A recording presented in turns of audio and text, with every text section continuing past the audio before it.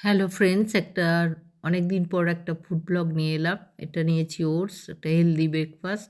1 cup ওটসে 1/2 cup সুজি মিশিয়ে ভালো করে মিশিয়ে দিলাম। তারপরে জল দিয়ে ভালো করে মিশিয়ে 20 মিনিট রেখে দিলাম, নরম হয়ে গেল।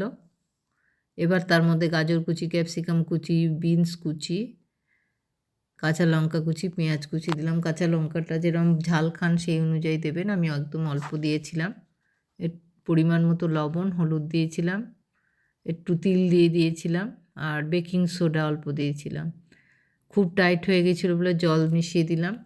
এবার একটা ননস্টিকের তাওয়ায় গোলা হাতায় করে, ডাবু হাতা করে দিয়ে দিলাম তেল ব্রাশ করার পর।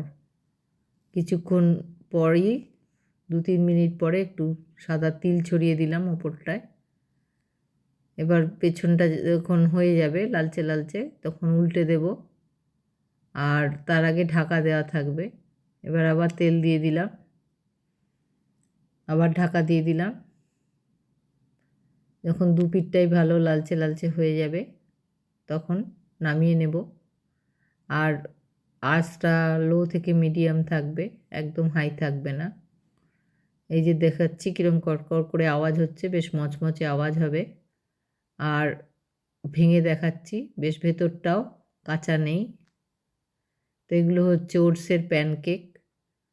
এরকমভাবে আমি 3টে ব্যাচে করেছিলাম, মোট 9টা হয়েছিল।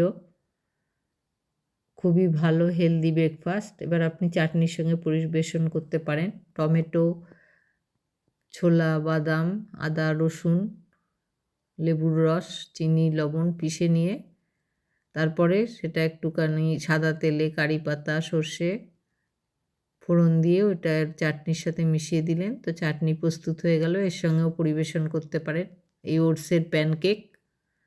আমি যদিও চাটনি করিনি, এই যে আমি সস দিয়ে পরিবেশন করেছিলাম। ভালো লাগলে লাইক, কমেন্ট, শেয়ার করবেন, সাথে থাকবেন বন্ধুরা। নমস্কার, আজকে রাখছি।